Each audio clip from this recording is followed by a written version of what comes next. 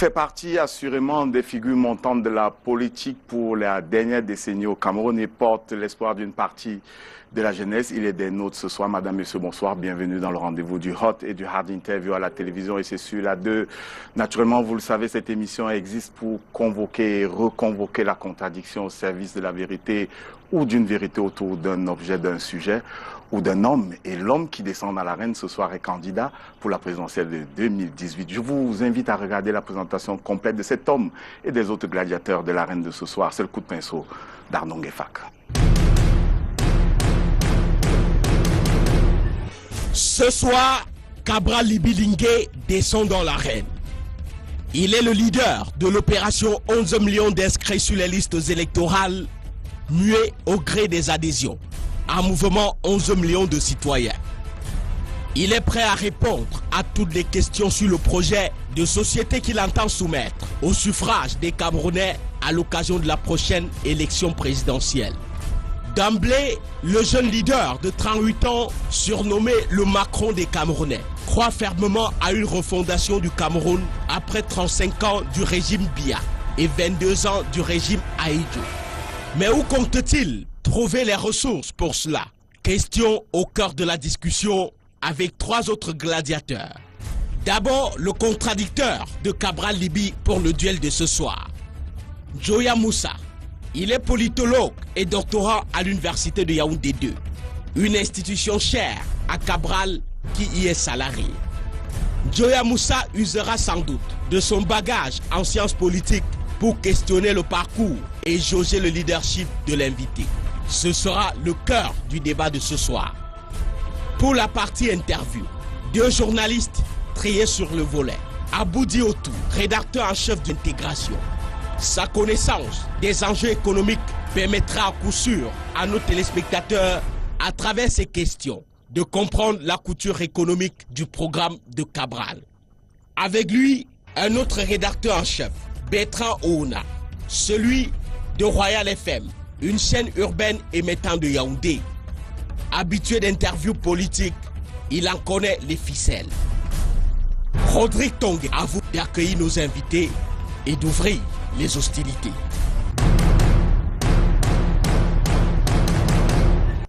Cabral nous dira ce soir si ce sont des hostilités. Arnaud Ngefak. Cabral, bonsoir. Bonsoir à vous, Rodrigue Tongue, bonsoir à vos nombreux téléspectateurs et à ceux qui sont dans ce studio. Je ne sais pas si je suis autorisé à leur dire bonsoir aussi. Non, vous parlez au public, aux téléspectateurs, pas au public, aux téléspectateurs. Bonsoir à vos nombreux téléspectateurs. Je suis conscient d'une chose, au regard de l'ébullition que j'ai pu constater dans les réseaux sociaux, que le courage de mes initiatives ainsi que le retentissement qu'elles connaissent ont fini par faire de moi une sorte d'objet politique attractif pour certains. De toute façon, je suis au cœur aujourd'hui de beaucoup de questionnements, de beaucoup d'enjeux. Parfois hostiles, puisque vous avez employé le terme hostilité. C'est Arnaud Ngefak?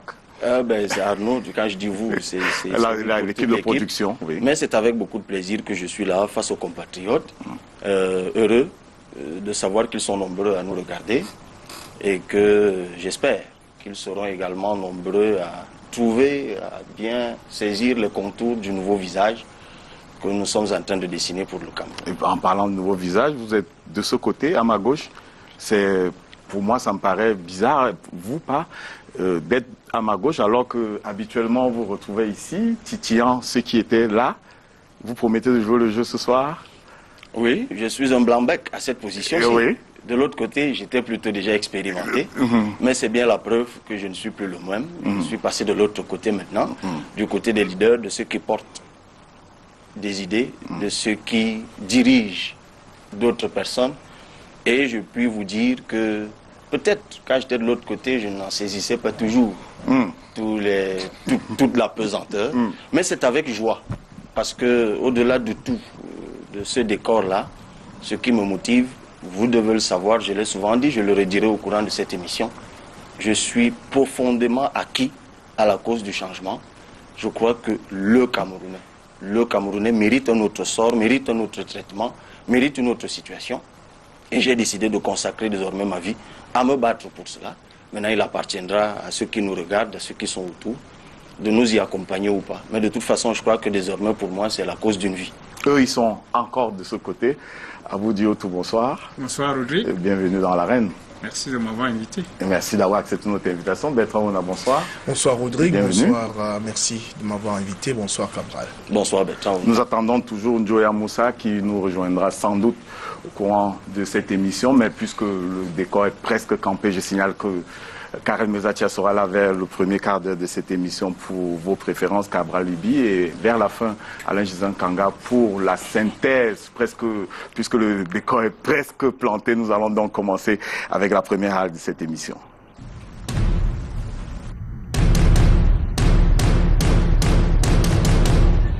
Alors, Cabral, je voudrais commencer par celle-ci. Quel est le point de convergence entre l'idéologie de 11 millions de citoyens et Univers qui vous a investi? Du point de vue idéologique, à quel point vous vous retrouvez? Alors, le mouvement 11 millions de citoyens, qui est une excroissance de l'opération, et Arnaud l'a bien relevé tout à l'heure, a des objectifs clairs.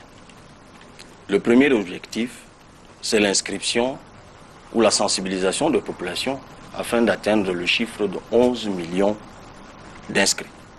Le deuxième objectif, c'est celui du renouvellement de la classe politique.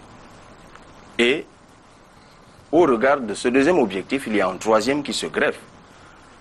C'est susciter des candidatures partout sur le territoire national, principalement chez les jeunes, qui pour certains, nous l'avons découvert sur le terrain, étaient ignorants de ce que, à partir de 23 ans, ils pouvaient postuler à être conseiller municipal, à être député de la République.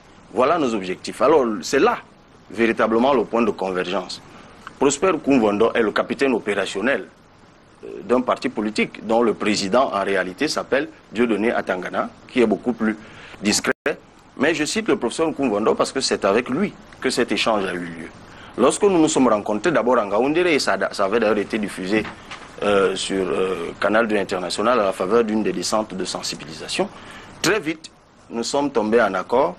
Il est à la tête, l'un des leaders d'un jeune parti politique qui lui aussi vise le renouvellement de la classe politique en privilégiant la jeunesse. Bon, venant de lui, ça peut se comprendre, c'est un enseignant d'université et d'ailleurs l'essentiel de son électorat en Ngaoundéré, parce qu'il est conseiller municipal, lui vient de l'université dans laquelle il enseigne.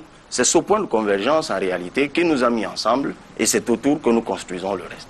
Mais lui, il dit le 11 décembre 2017, ici à Yaoundé, au moment de cet accord, qui vous donne la capacité juridique d'investir des candidats pour les élections et notamment la présidentielle. Alors, du coup, l'opinion se demande, est-ce que Cabral a simplement utilisé un copain qui avait le pouvoir d'investir parce qu'il a des élus, dans ses rangs, et puis on n'a pas regardé le fond, parce que jusque-là, on ne sait pas, on ne décèle pas toujours le fond de la substance de l'alliance qui vous met en relation aujourd'hui.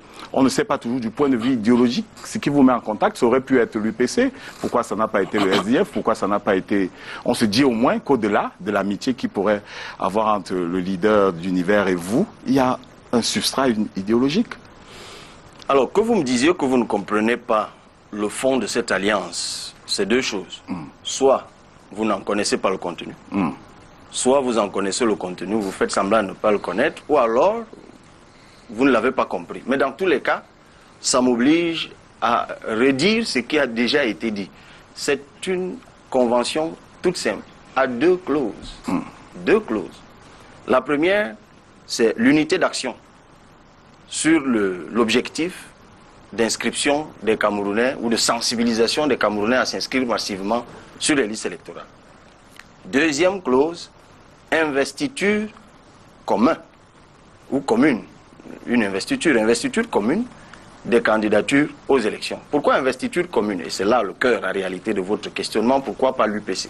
Alors rappelez-vous très bien, lorsque nous avons lancé l'opération 11 millions de citoyens, il y a eu beaucoup de réactions, de positives et de négatives. Parmi les réactions négatives, vous vous souvenez de certains leaders d'opinion et politique qui estimaient que c'était une aventure tout simplement. Certains employaient des termes un peu plus sévères, d'ailleurs, sur lesquels je ne veux pas revenir, on n'en est plus là. Mais en réalité, l'idée derrière, c'est que cette histoire n'arrivera à rien. Parce que, ne l'oubliez pas encore, et Arnaud Ngefak, j'ai été très heureux de l'écouter tout à l'heure, c'est parti d'un buzz. Cabral Libye, candidat à l'élection présidentielle, vous vous rappelez très bien. Et c'est de ce buzz qu'est née l'opération 11 millions de citoyens. Et du coup, d'inscrits d'abord.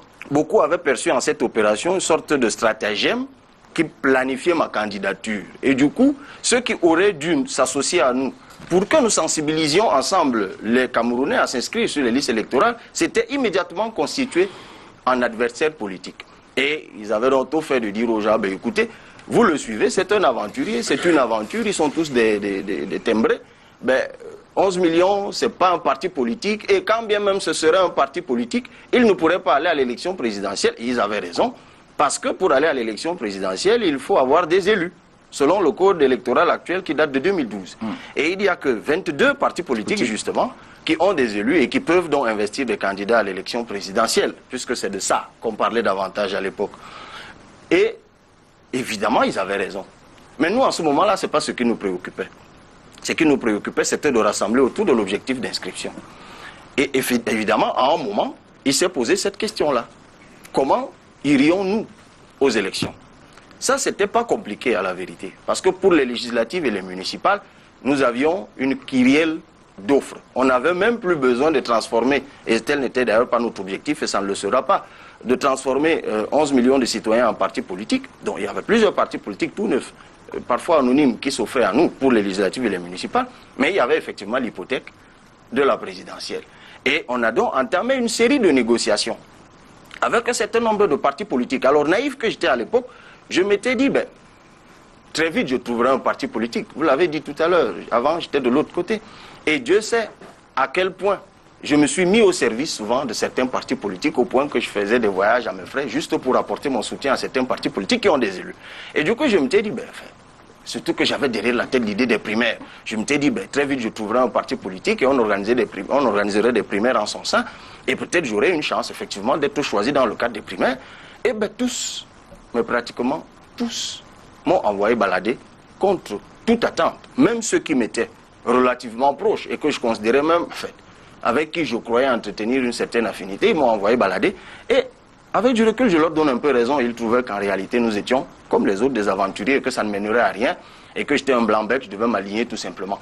Et puis, je l'avoue aujourd'hui, la dernière personne que j'ai rencontrée dans le cadre de cette négociation, c'était exactement le professeur Okumbondo. La toute dernière personne. Et on n'a pas discuté longtemps. Il m'a dit, écoute, Cabral, je sais bien que vous voulez un parti politique qui peut aller à l'élection présidentielle et qui peut aller à toutes les autres élections. C'est tant mieux. Vous n'êtes pas préoccupé de l'idéologie, de savoir si c'est un parti de gauche, si c'est un parti de droite, s'il était plutôt ultralibéral, s'il était socialiste, s'il était communiste. C'était ça ma question. Si vous m'aviez laissé... Est-ce que vous avez questionné l'idéologie d'univers avant cette alliance? Si vous m'aviez laissé terminer, vous n'auriez pas posé cette question. Parce que c'est une question de priorité. Il fallait trouver un appareil. Et lorsqu'on a pu trouver cet appareil, très vite nous sommes tombés d'accord sur le fond.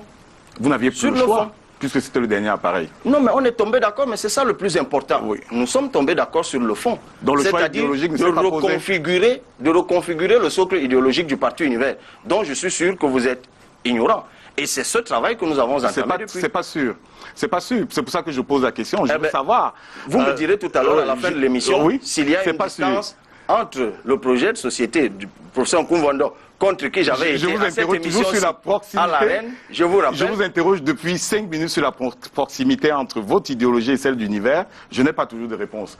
Bertrand Renard?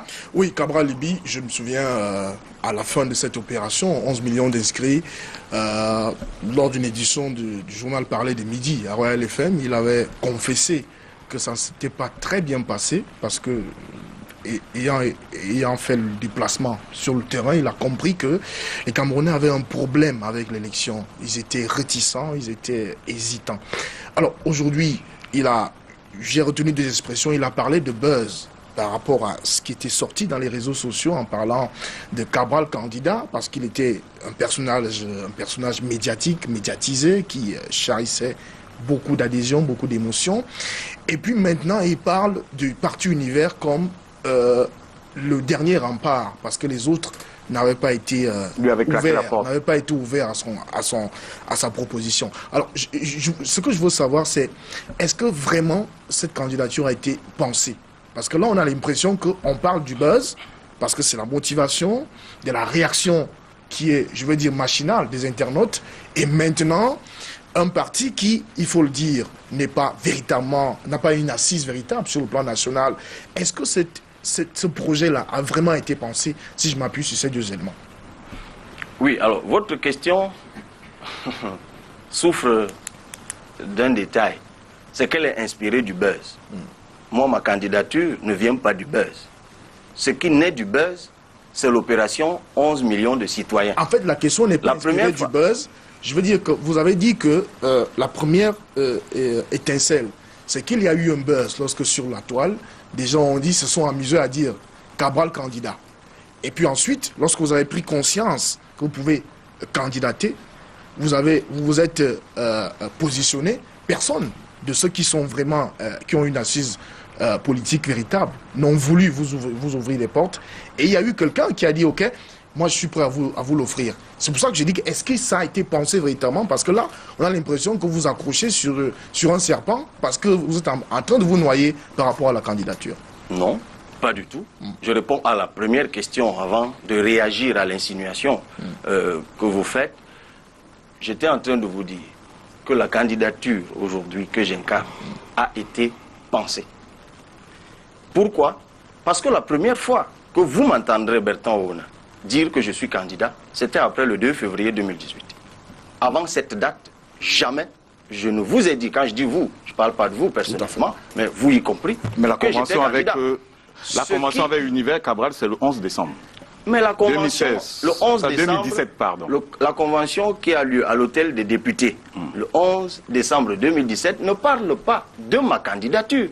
Elle parle de convergence d'action pour l'inscription sur les listes électorales et l'investiture des candidats à toutes les élections. Voilà. Parce que figurez-vous que, certes, on peut s'arc-bouter sur la présidentielle aujourd'hui, parce que j'ai été investi par le parti Univers, mais depuis mai 2017, quel est mon discours? Je m'adresse aux Camerounais, aux jeunes Camerounais. Je leur dis, soyez candidats. C'est pour ça que je vous avais dit, au soir du 31 août, que certes, le décompte numérique n'était pas satisfaisant, ce qui était la palissade, ça relevait de mon honnêteté. Mais je vous avais dit autre chose que vous n'avez malheureusement pas voulu relever. C'est que du point de vue citoyen, nous avions atteint plus que les objectifs que nous nous étions fixés. Parce qu'avant nous, qui l'avaient fait, avant nous, tous les partis politiques qui œuvrent dans le champ des inscriptions, avaient-ils réussi à créer une effervescence autour de l'inscription sur les listes électorales?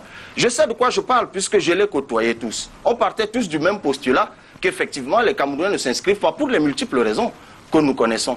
Avouons que même si ça avait été un coup de poker, ça a été un coup de poker gagnant. Parce que je suis, le mot est toujours haïssable, celui que Dieu a utilisé pour que la question de l'inscription sur les listes électorales revienne au goût du jour. C'est tout ce que j'ai fait. Et c'est d'ailleurs pour ça qu'on a voulu me tuer jusqu'ici. Simplement parce que j'ai dit une chose qui est chère à tous les hommes politiques. Alors, est-ce que justement cet élément-là, que nous avons salué tous à son époque, cette initiative de vouloir appeler les jeunes majoritairement en âge de voter à aller s'inscrire sur les listes électorales, ça a été quelque chose de formidable. Mais est-ce que justement, c'est seulement cet élément-là qui vous a poussé à aller rapidement vers cette élection au point de vous accrocher sur une formation politique qui en réalité n'a jamais réussi véritablement à s'imposer sur le plan national? Alors vous revenez sur cette insinuation. Oui. D'abord, je ne sais combien de partis politiques ont réussi à s'imposer on les connaît. Sur le plan on les connaît, national. Le SIF. Oui, mais peut-être ils ne sont pas nés la même année. Connaissez-vous l'âge de ce parti dont vous avez prononcé le nom pour la 10e fois en 30 minutes? Enfin, ce qui n'est pas le parti fait partie des 22. Ce parti... 22 élus. Parce que ce sont des élus quand même. Mais sur le plan populaire quand même, on ne peut pas dire qu'aujourd'hui, ce parti-là a une assise. Mais monsieur Ouna, je ne remets pas en cause votre culture politique. Mais dans un environnement où il y a 302 partis politiques, qu'un parti politique né en 2012 ait pu avoir des élus un an plus tard, en 2013, et faire partir aujourd'hui de la shortlist des 22 partis qui ont des élus au Cameroun, vous me dites que ça, c'est pas une performance, c'est de la mauvaise foi, convenez-en. Pas encore. C'est pas de la mauvaise foi parce que justement, lorsqu'on connaît Cabral et qu'on sait la popularité, peut-être le côté populaire dont il jouit sur le plan médiatique, on attendait Cabral avec une chapelle politique qui a un peu plus d'envergure. Cabral lui-même a on reconnaît confessé, qu'aujourd'hui... Cabral lui-même a confessé que alors, même les plus inattendus lui ont claqué la porte. D'abord, je voulais dire en toute honnêteté, voilà. j'avais essayé avec d'autres, ça n'a pas marché. De deux, vous savez, je fais partie, je l'avoue, de cette race de personnes qui osent, de personnes courageuses. Il fallait être courageux pour lancer un défi comme celui-là, dans le champ politique. 11 millions d'inscrits. Il fallait quand même le faire. J'ai été, peut-être pas pionnier en la matière, mais dans ce type d'opération, reconnaissons-le. Et quand je dis je, à la vérité, monsieur Owona, je devrais me mettre à genoux pour remercier tous ces jeunes qui y ont cru. Ce 27 mai 2017 à Douala, réagissant simplement à un appel que j'avais lancé sur Facebook. Ces jeunes qui ont floqué des t-shirts, loué une tente, loué la sono, loué 100 chaises, sous une tente, au point que Canal 2, Equinox, que personne n'avait appelé, simplement par professionnalisme, sont venus faire un reportage et que Elekam ce jour reconnaît avoir fait un chiffre record qui est d'ailleurs difficilement atteint jusqu'aujourd'hui, c'est-à-dire en une journée, faire inscrire près de 978 personnes.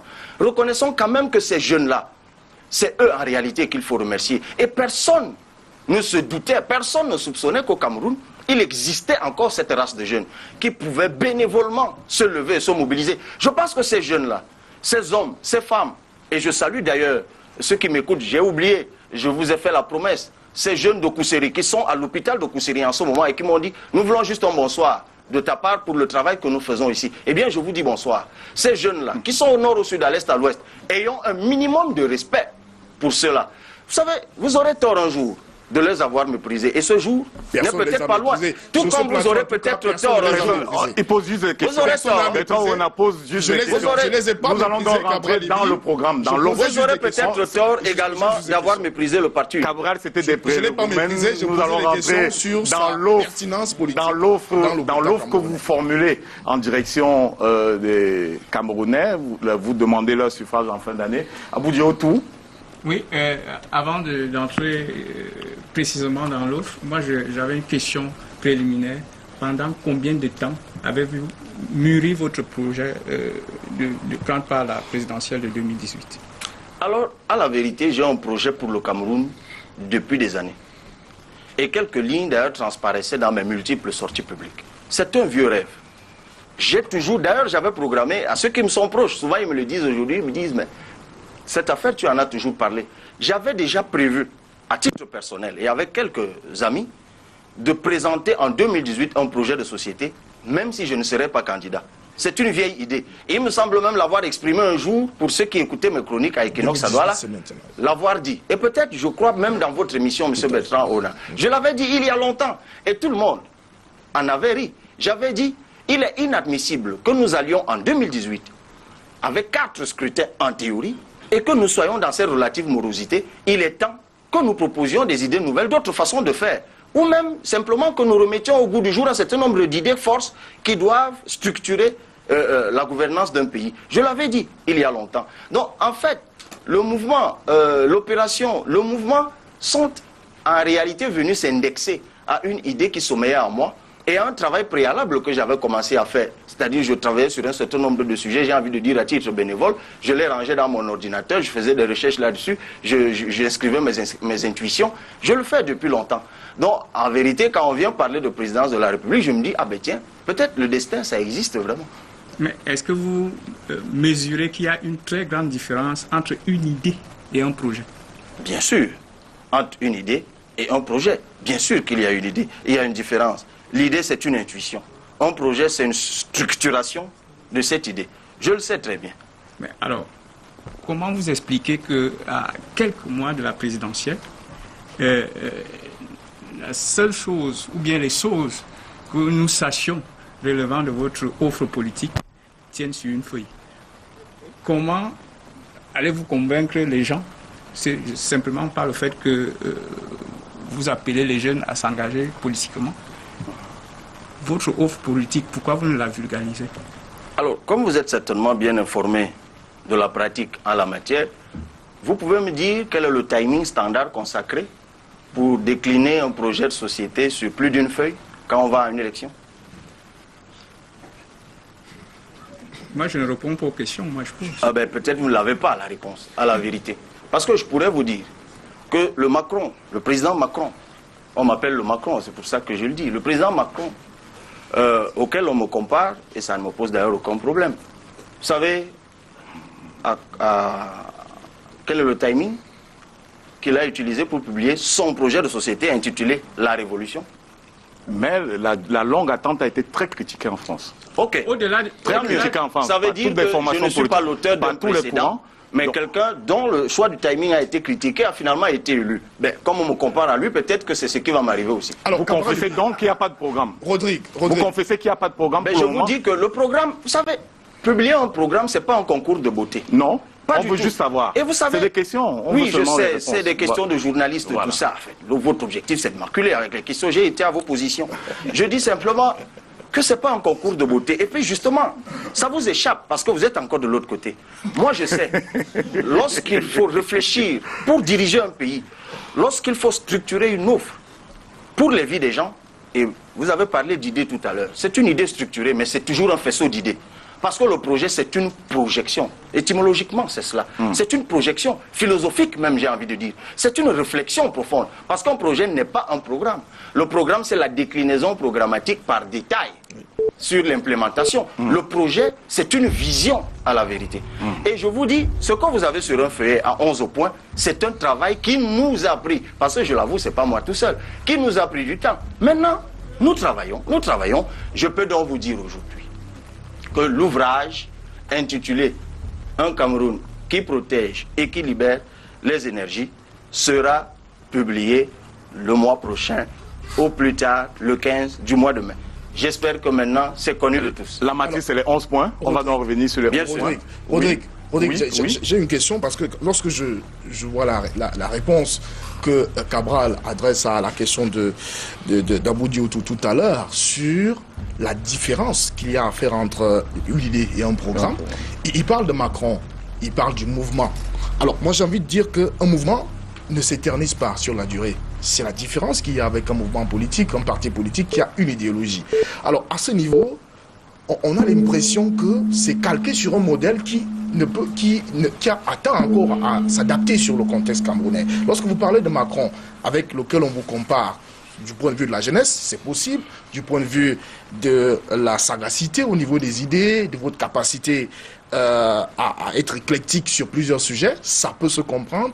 Mais est-ce que là, lorsqu'on parle là d'une présidentielle, de l'enjeu de diriger une nation, est-ce que vous ne pensez pas qu'il y a un peu de légèreté dans votre façon d'appréhender le sujet? Encore que comparaison, pour comparaison, Macron n'a pas annoncé sa candidature un an avant la présidentielle, c'était quelques mois seulement. Non.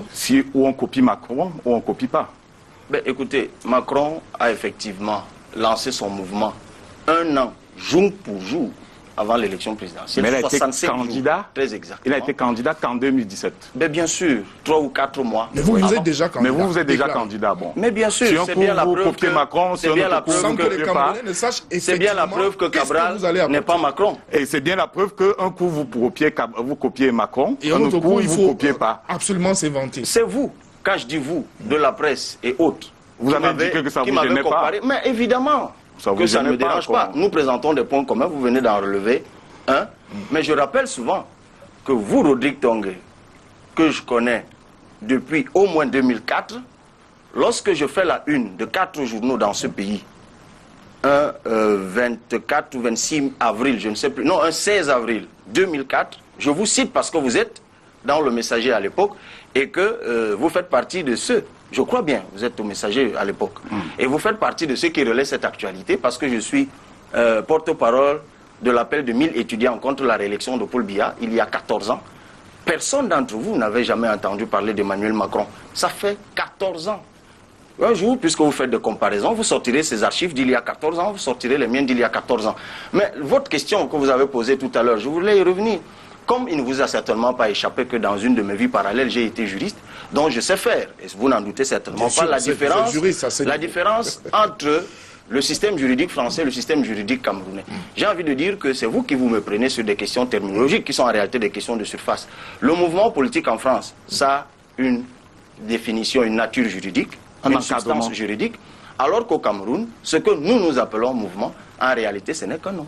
Parce que c'est une association. Et justement, on a l'impression que vous vous cramponnez dessus, sur cette capacité à mobiliser, à attirer la jeunesse, parce que vous avez du verbe, parce que vous savez vous adresser, vous êtes loquace, vous savez parler au public. Mais est-ce que c'est suffisant de s'arrêter là-dessus pour dire que je suis capable de porter le destin d'une nation? Est-ce que vous avez vraiment mesuré l'ampleur du défi qui est le vôtre à ce niveau-là?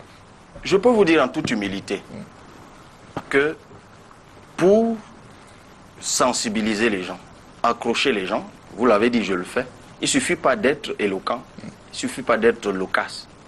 Parce que éloquent, il y en a au Cameroun, et de loin, plus que moi.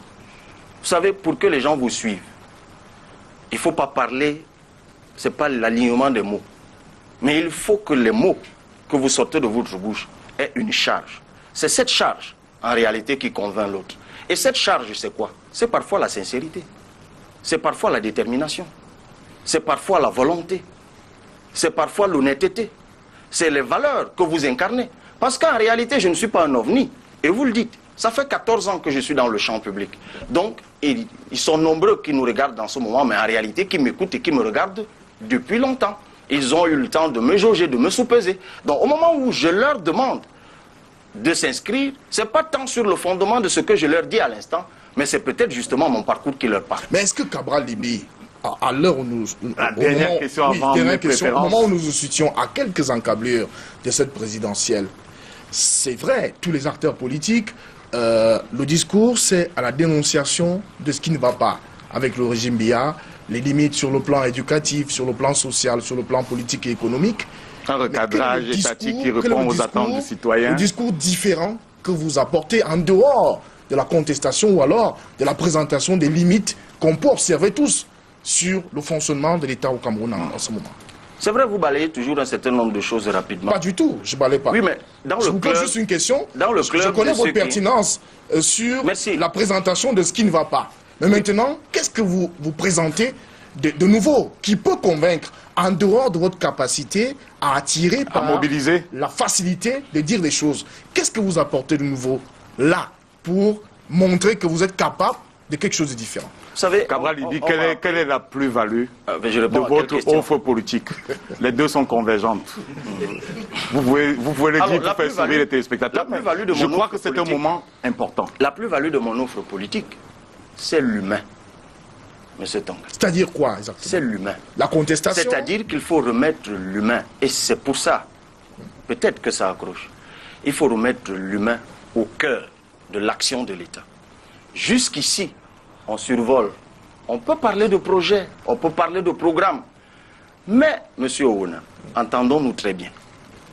Si nous sommes dans un État, quel est le rapport que nous avons à l'État? C'est un rapport de soumission à l'État. Ça veut dire qu'il y a à la base un contrat social.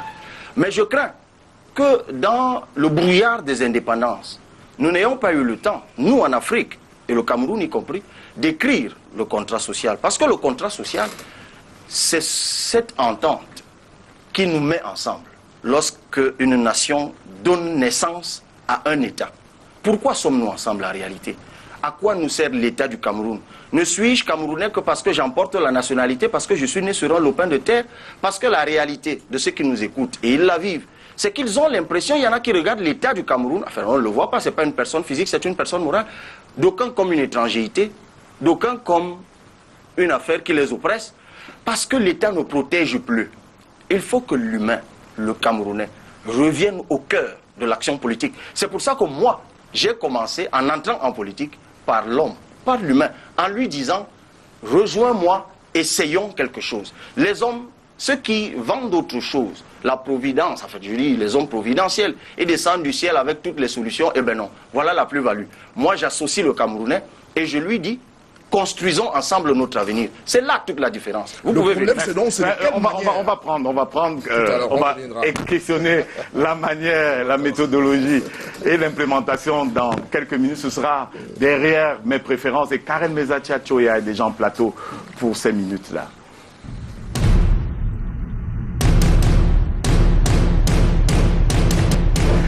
Bonsoir Karel. Bonsoir Audrey. Bienvenue dans l'arène. Vous avez l'invité pour 6 minutes. Merci. Cabral Libi-Lingué, bonsoir.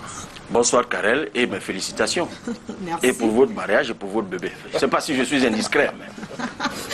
Venant de vous, j'accepte ça comme ça. Merci Okay. bien. Alors, petit déjeuner ce matin à la hâte ou complet? J'ai un défaut. J'ai de la peine. Je ne sais pas si je dois dire ça. On va encore utiliser ça contre moi. Mais j'ai de la peine à manger le matin. J'ai envie de dire que je suis né comme ça, j'ai ce souci-là. On m'a dit, ça justifie peut-être un peu pourquoi je suis un peu malingre, mais c'est un souci, c'est un souci. Donc aujourd'hui encore, hélas, malgré tous les efforts que mon épouse fait, surtout aujourd'hui j'ai profité qu'elle était un peu distraite, de toute façon je n'ai pas pu le dire. C'est justement pour ça que je posais la question. Je sais également que vous avez... Mais je me suis rattrapé vers 16h quand même, j'ai mangé vers 16h. D'accord, quoi? Aujourd'hui, c'était un bon haricot avec la viande dedans. Je dis parce que je cherche le nom. Il y a un nom, enfin, je ne sais plus. Le cassoulet, exact. C'était ça. Je sais également que vous aimez bien la sauce d'arachide avec le poulet du village. Exactement. Pourquoi particulièrement le poulet Si du vous me village? piégez là, vous me plaignez. Ah bon? Oui. Pourquoi particulièrement le poulet Ah du ben, vous village? savez, les affaires de goût là, je ne sais pas. Peut-être parce que j'ai beaucoup grandi, vous savez, j'ai passé beaucoup de temps au village. Bien que papa était fonctionnaire, mais nous on avait un système. Le jour où on remet les bulletins, le même jour, le même soir ou le lendemain matin, vous êtes au village pour faire les pièges, défricher les champs et tout ça. Donc peut-être il fallait toujours, je ne sais pas si c'est peut-être ça, il fallait s'assurer que les poulets sont rentrés à l'étable, je ne sais pas. Mais j'aime. Le poulet de village, il est bon. Vous ne l'aimez pas, vous? Je l'aime bien aussi. Et la sauce d'arachide, et il y a 2 types, ou 3 d'ailleurs d'arachide. Je parle encore de l'arachide du village. Parce que quand ce n'est pas l'arachide du village, c'est un peu... Il y a une différence au niveau du goût, c'est cela. Là, c'est une dame qui parle. Vous avez également une phrase fétiche, courage, ça va aller. Est-ce une manière pour vous d'encourager ceux qui vous entourent? Oui, et peut-être m'encourager moi-même aussi. Je pense qu'il faut être positif, il faut être combatif. Moi, je pars du postulat que nous avons tous un soutien que nous devons écouter. C'est Dieu. Dans tout ce que nous faisons, nous devons écouter la voix de Dieu. Mais une fois que Dieu a tracé la voie que vous devez suivre, ne vous imaginez pas que parce que c'est Dieu qui l'a dit, alors tout vous sera déroulé. Parfois, c'est même tout l'inverse. Souvent dans la vie, ce qui est trop facile, Dieu n'est pas dedans. Donc, je considère, on dirait encore que c'est une marque d'orgueil, mais je me suis toujours considéré comme étant un missionnaire. J'ai ma petite partition à jouer au Cameroun. J'ai ce que j'ai à faire, je vais le faire. Je ne sais pas si je vivrai longtemps ou pas, mais je dois faire ce que j'ai à faire. Si je vous racontais toute ma vie, vous me donneriez un peu raison. Vous savez, je suis mort et ressuscité à un moment de ma vie. Ah bon? Ah ouais. À quel moment exactement? Quand j'étais tout petit, je suis mort carrément. Et puis, mon papa, bon, je n'étais pas totalement mort, mais j'étais en train de nourrir. Le pouls, c'était devenu très irrégulier. Et mes parents m'ont porté pour que j'aille mourir définitivement au village. Et dans le train, parce que nous sommes sur les rails, il y a quelqu'un qui était assis en face de ma maman qui pleurait en me tenant dans les bras, parce que je suis jumeau. Et quelque temps avant, ma jumelle était décédée dans les circonstances à peu près pareilles, donc maman était sûre que les deux sont partis.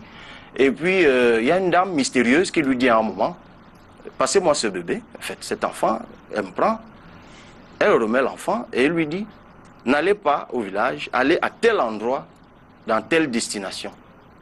Vous cherchez tel, il va guérir l'enfant. Et mes parents me racontent que lorsqu'on est arrivé là-bas, le monsieur n'a rien fait de spécial. Il a pris une sorte de poudre qu'il a soufflé dans mes narines. Et puis, je suis debout jusqu'à aujourd'hui. Vous faites bien de parler du fait que vous êtes jumeaux parce qu'on va se prêter à un exercice maintenant. Je vais vous présenter un certain nombre de photos. que vous allez commenter avec le concours, bien sûr, de la technique. Si Dominique est avec moi, je voudrais avoir la première photo. Alors, dites-moi. Ah oui. Ah oui, c'est Karine. Effectivement, ma jumelle. Ouais, ouais. D'accord. Très jolie. Très posée. Plus posée que moi. Mais bon. Et dans votre... on va revenir sur les autres photos tout à l'heure. Dans votre parcours scolaire, vous avez eu des amours? Un parcours scolaire? Je parle du secondaire surtout. Des Oui, petites oui, oui. amourettes. Oui, oui, oui, bien sûr. Bien sûr. Comme tout garçon pubère. J'ai eu des intentions à un moment. Maintenant, est-ce que mes intentions se concrétisaient toujours? Non. Je me rappelle, je ne sais plus si elle est toujours vivante, je peux donner son nom aujourd'hui. Avant de donner son nom, peut-être je voudrais avoir la prochaine photo.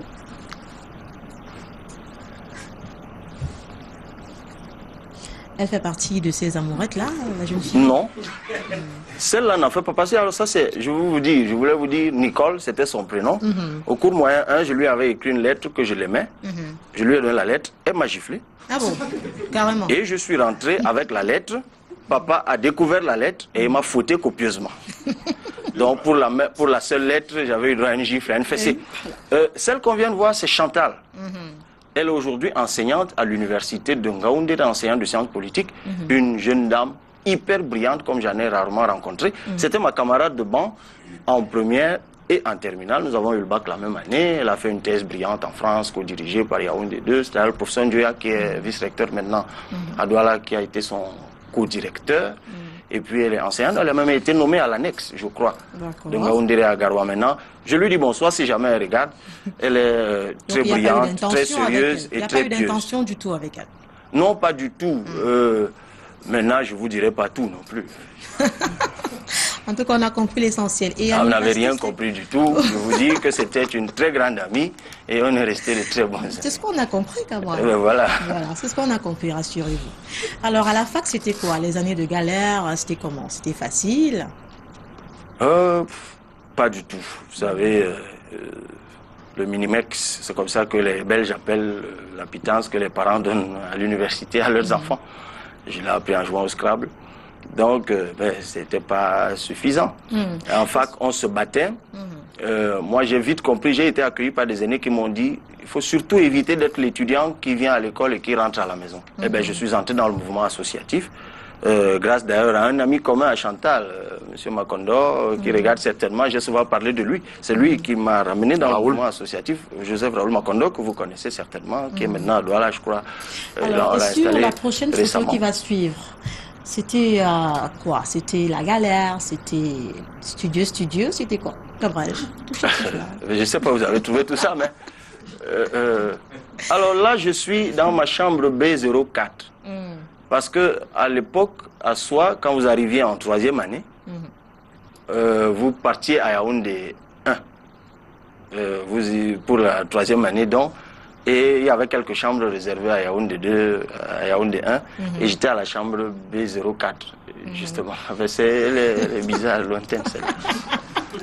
Votre plus beau souvenir là-bas, alors, pour sortir, puisqu'on a plus assez de temps? Où ça? En fac? Non, dans la chambre, là. C'était quoi votre plus beau souvenir? Dans la chambre, précisément. Il n'y a que de beaux souvenirs. Il n'y a que de beaux souvenirs. Un exemple? J'ai rencontré tellement de gens. Alors, je crois quand même que... Bon. En tout cas, c'est bon. Merci Karel. J'avais encore plein de questions, mais le temps est parti et arrivé à son terme. Merci Karel Meza Tchatchoya. Nous allons revenir à la première dorsale de cette émission, l'univers idéologique de Cabral.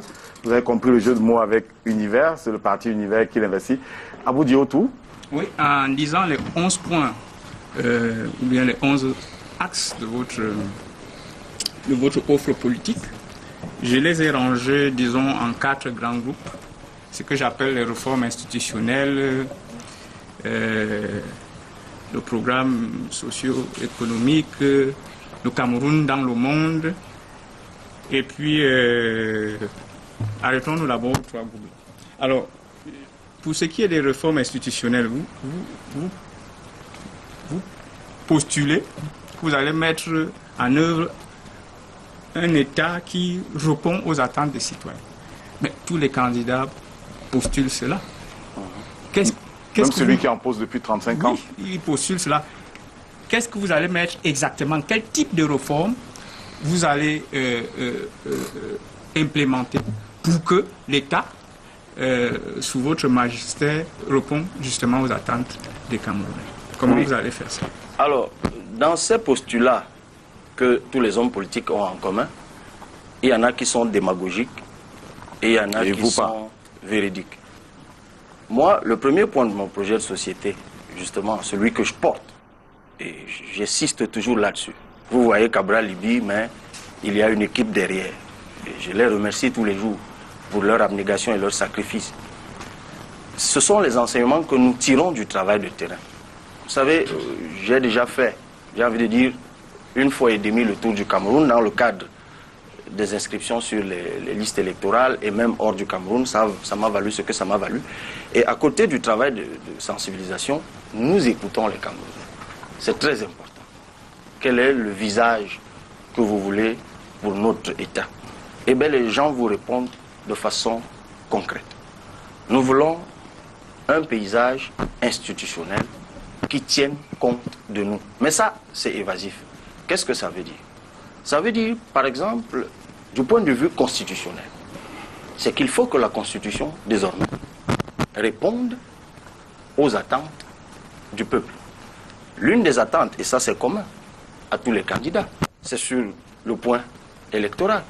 C'est que désormais, nous puissions avoir au Cameroun des élections à 2 tours. Mais ça, j'ai envie de dire, c'est banal. Mais l'une des choses qui m'a marqué, c'est la décentralisation. Les Camerounais vous disent, nous vivons dans les communes. C'est vrai, il y a le département, c'est vrai, il y a la région, nous vivons dans les communes. Nous voulons que désormais, la commune soit le levier par lequel l'État agit principalement pour impacter sur nos vies. Et c'est pour ça que nous plaçons la commune au cœur de l'action publique au Cameroun. Et je crois que les Camerounais ont raison en le disant, parce que nous habitons tous dans une commune. C'est pour ça que nous allons réviser, quand je dis réviser, reconfigurer si vous voulez, parce que parfois les thèmes sont durs, la Constitution. D'abord pour que disparaissent les gouverneurs et qu'enfin existent les régions, avec pour seul exécutif à la tête des régions, les exécutifs régionaux. Ça, vous allez donc mettre en place ce qui est prévu, parce que la Constitution de 1996 a prévu cela. Oui, mais pour le moment, on n'a pas besoin de reconfigurer la Constitution. Et le président vient que vous doublez. Non, pour le moment, il y a encore les gouverneurs. Oui, mais vous avez dit on va reconfigurer la Constitution. Je dis la Constitution, il y a prévu cela. On attend juste l'exécution ou la mise en place. La Constitution a prévu les gouverneurs. Oui. Il me semble que ça devrait disparaître. Oui. Ça, c'est une chose. L'autre chose, c'est le Parlement. Il faudrait que le Parlement soit plus fort. Les Camerounais estiment que la chambre sénatoriale est une chambre superflue et que c'est un gouffre à sous. Il faut que cette chambre disparaisse. Je suis d'accord avec les Camerounais. Mais il y a une autre chose à laquelle les Camerounais sont attachés et qui leur est chère. C'est la survivance de l'esprit qu'il y a derrière le Sénat. Parce qu'en réalité, derrière le Sénat, c'est l'esprit de seniorité. Et en Afrique, au Cameroun, nous avons un rapport de respect vis-à-vis des anciens, vis-à-vis des vieux, comme on dit. Ce d'autant que moi j'incarne, c'est vrai, la fougue, l'impétuosité de la jeunesse. Il faut d'ailleurs toujours s'assurer qu'il y a les anciens qui veillent à ce que la borne d'identité ne soit pas déplacée. Ça, je l'ai souvent dit. Donc, nous allons créer au Cameroun, non pas comme une deuxième chambre parlementaire, mais le conseil consultatif des anciens, qui sera composé, vous avez élargi les bras. Oui, parce que ça existe, même sous des appellations différentes, le Conseil économique et social, le Sénat actuel. Quelles seraient les évolutions de ce conseil-là? Quelle serait la différence avec ce qui existe? C'est ce que nous voulons savoir. Monsieur Rodrigue Tongue, je vous sais généralement plus sérieux. Le Conseil consultatif. Quand ça vous arrange. Le Conseil économique et social n'est pas le Conseil des anciens. Je comprends que vous soyez marqué par la longévité de celui qui en est le président. Non. Mais c'est pas je veux juste savoir qu'est-ce qu'on met dedans comme contenu. Parce que on peut changer les appellations sans en changer le contenu. On met quoi dans le Conseil des sages qui soit différent du Sénat actuel ou du Conseil économique et social? Ben, c'est ce que je m'apprêtais à vous dire au moment où vous m'avez coupé. Mais si je n'aurais pas posé la question, si ben vous voilà. avez répondu. Je vous dis donc que le Conseil des sages, d'abord, il sera composé des représentants des chefferies traditionnelles.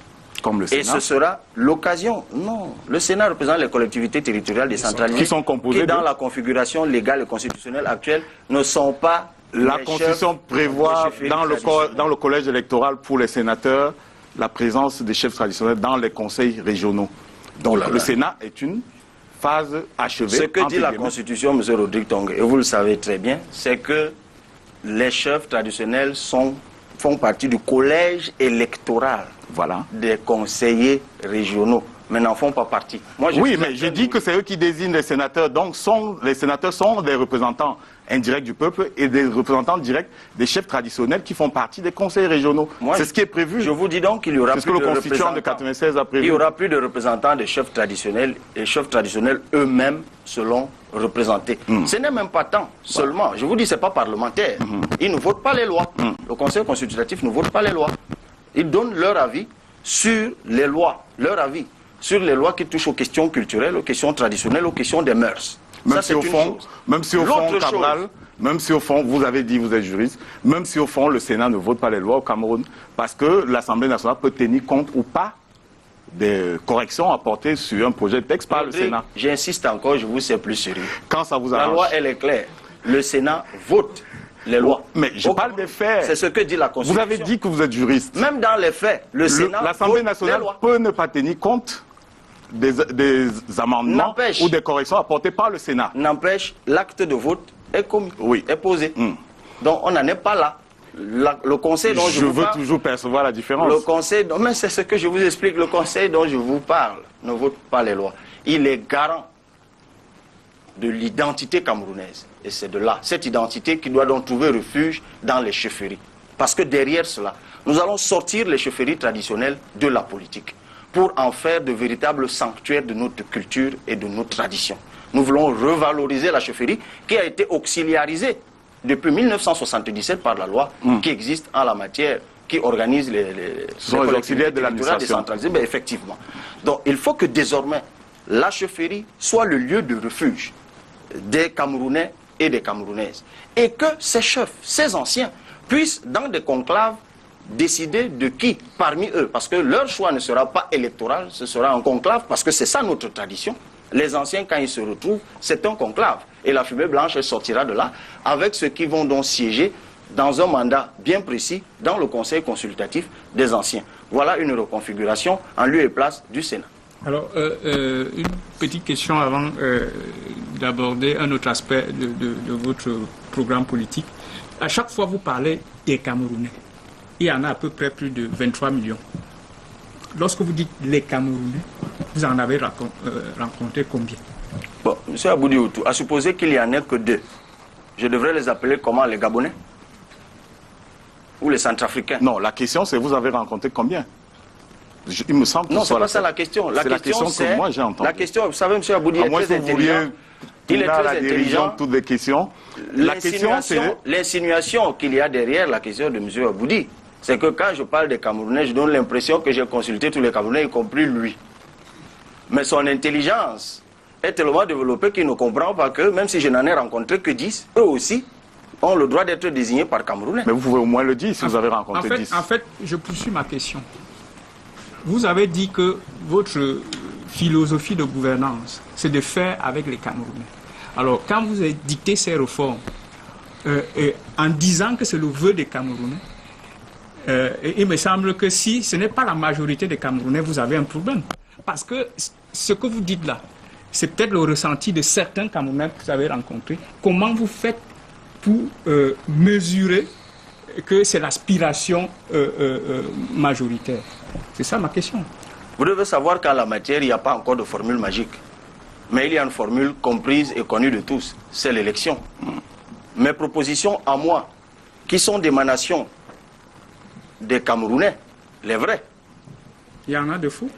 Ah ben je vous dis, les Camerounais, les vrais, c'est-à-dire ceux qui n'ont pas perdu leur ancrage avec le Cameroun. Parce qu'il y en a au Cameroun qui vivent comme des personnes en transit, qui n'ont aucun ancrage avec le Cameroun. Et beaucoup malheureusement nous dirigent. Et d'ailleurs, les Camerounais ne veulent plus de ce type de personnes. Donc, l'avantage, ou si vous voulez, la particularité ou la singularité des propositions que je formule, c'est au moins leur authenticité. Maintenant, avec ceux-là qui m'ont fait cette proposition, qui sont en train de nous écouter, nous allons essayer de rallier la majorité à cela. Parce que ça ne s'arrête pas à la chambre consultative dont je parlais tout à l'heure. Ça va bien au-delà. Le paysage institutionnel camerounais, il est pléthorique. Ça se marche dessus. Non seulement il est obèse sur la forme, il est obèse sur le fond.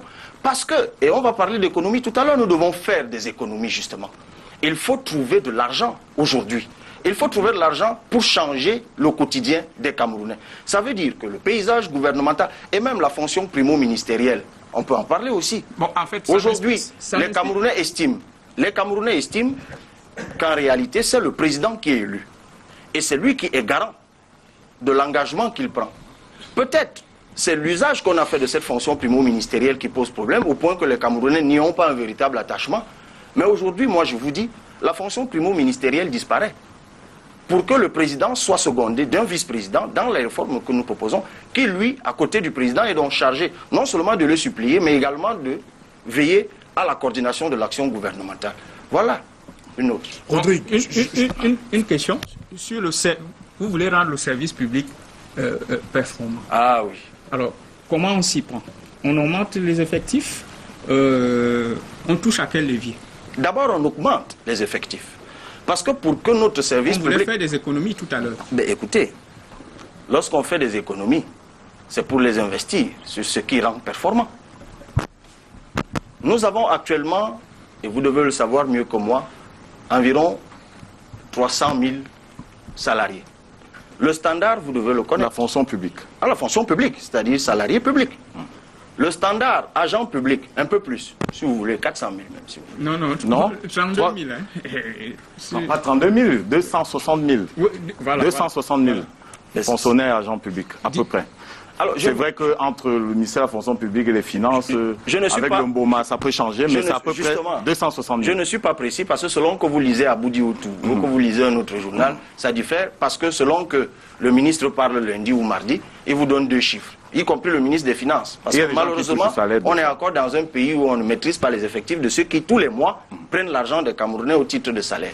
Mais arrêtons, tombons d'accord, tout au moins sur ce plateau, sur 300 000. Le standard aujourd'hui, dans le monde, c'est en réalité un agent public pour 10 citoyens. C'est ça le standard. Et nous devrions en réalité, on tolère un agent public pour 25 citoyens. C'est pour ça que des pays comme la France, avec 60 millions d'habitants, en sont à des millions de fonctionnaires. Aux États-Unis, pour 360 millions d'habitants, ils sont à plus de 5 millions de fonctionnaires, d'agents publics, si vous voulez, appelons-les les agents publics. Donc, en réalité, ce n'est pas parce qu'il y a la paresse au sein de l'appareil étatique et que vous voyez des gens qui se rongent les pouces et jouent à Zuma de luxe que vous avez l'impression que le service public est rendu, mais c'est justement pour ça que le service public n'est pas rendu. Donc, il y a un gap qu'il faut combler. Et nous voulons le combler pendant 5 ans en recrutant et en contractualisant 40 000 tous les ans. 40 000 tous les ans. Ça provoque une rallonge budgétaire de 100 milliards. L'enveloppe budgétaire actuellement tourne autour de 1200. Ça fait une rallonge budgétaire de 300 milliards. Pourquoi?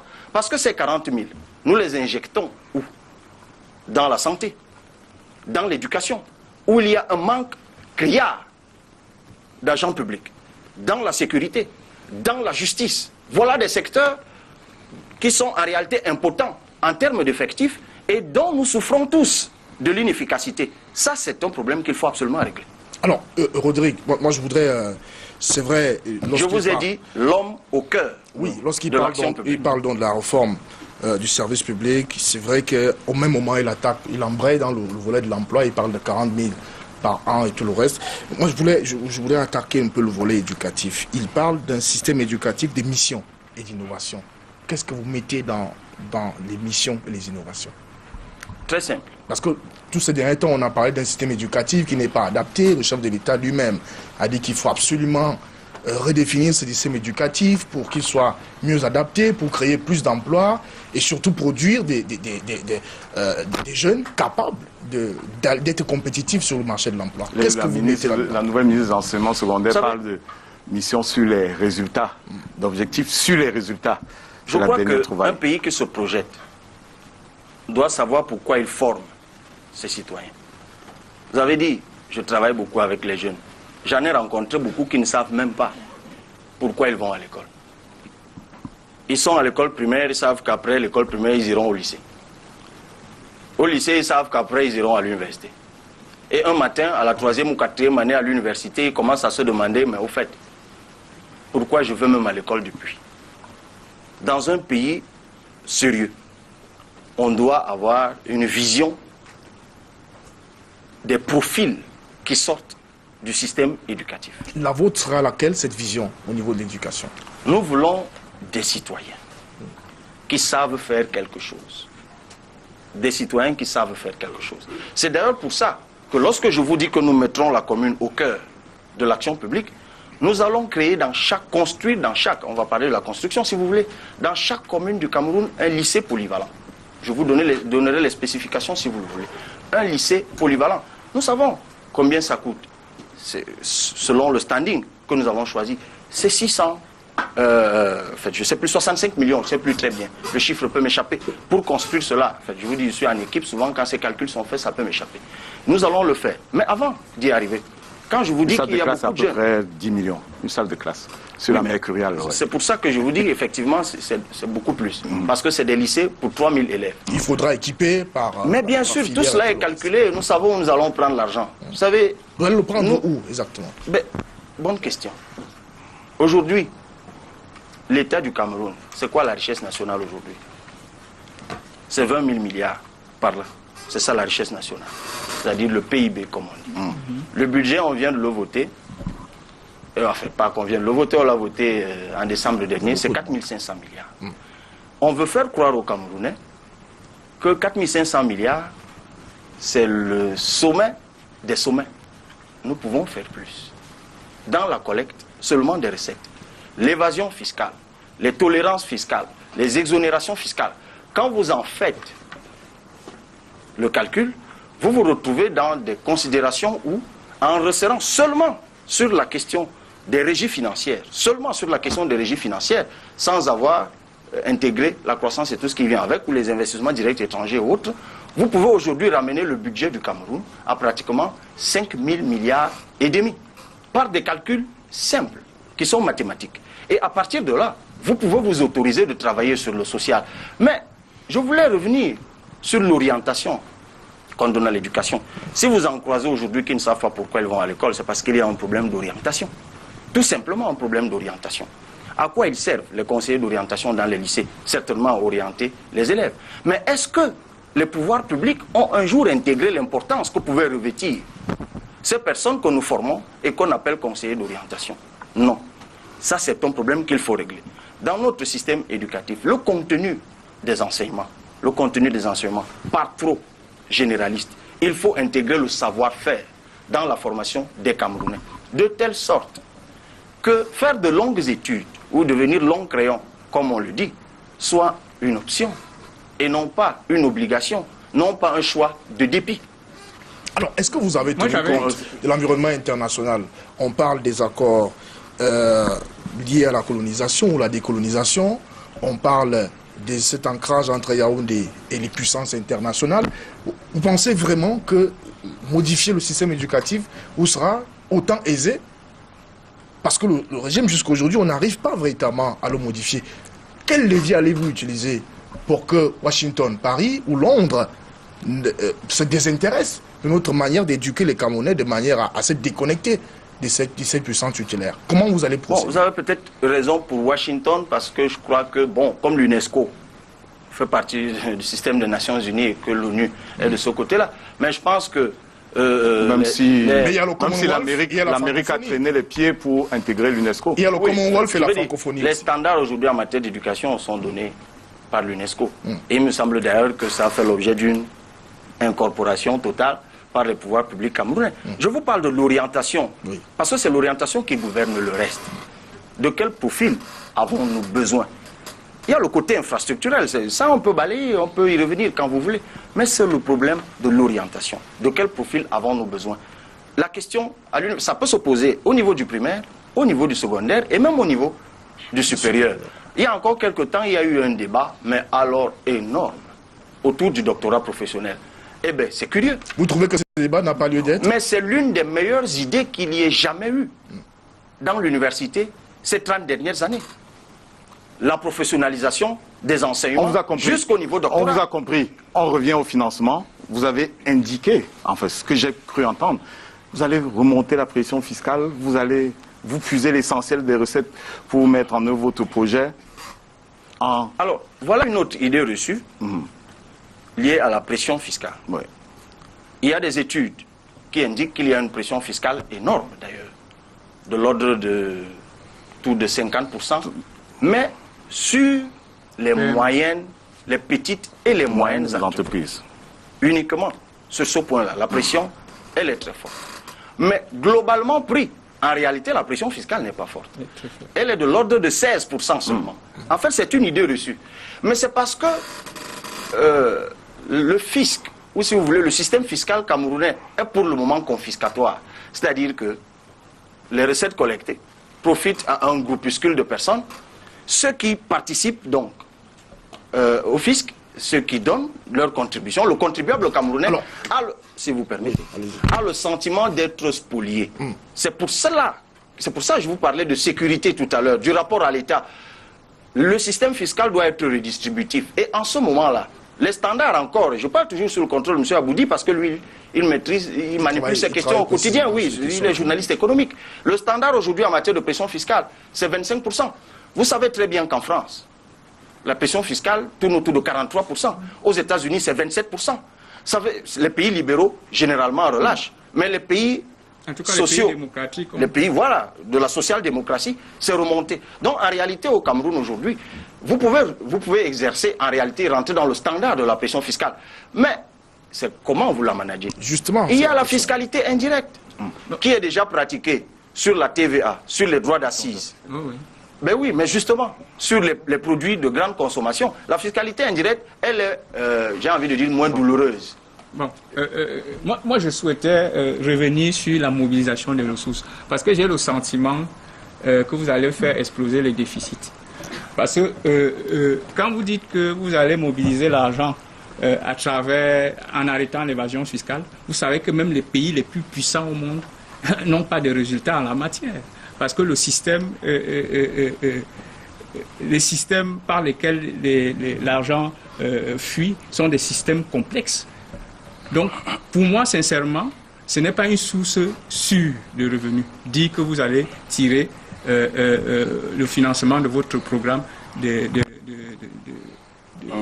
voilà. Pour moi, ce n'est pas une source sûre. Non, et vous êtes honnête en disant, pour moi, je vous cite, mais c'est vraiment pour vous. Parce que la douane, par exemple, on leur fixe un objectif de 800 milliards. Ça a été le cas, je crois, en 2017. Et ils vous disent, au mois d'avril, qu'ils ont déjà atteint. Ils ont parfois fait 110, ils ont fait 137% l'an dernier au milieu de l'année. 137% de recouvrement. Ça veut dire que nous sous-estimons nous-mêmes. Est-ce que c'est volontaire? J'en sais rien. Est-ce que c'est l'activité économique qui a explosé subitement? J'en sais rien. Mais je crains, M. Aboudi Ouattara, je n'aime pas qu'une crainte, c'est que la sous-estimation de cette collecte soit préméditée, dans le seul but d'une redistribution qui échappe à l'intérêt général. Bon, je le crains fort bien. Mais ce que je voudrais vous signaler, ce sont des mauvais indicateurs là. Le bon indicateur, c'est justement la pression fiscale. Parce que la pression fiscale... Mais je l'ai dit. La pression fiscale fait le ratio entre ce qu'on a collecté et ce qu'on a produit.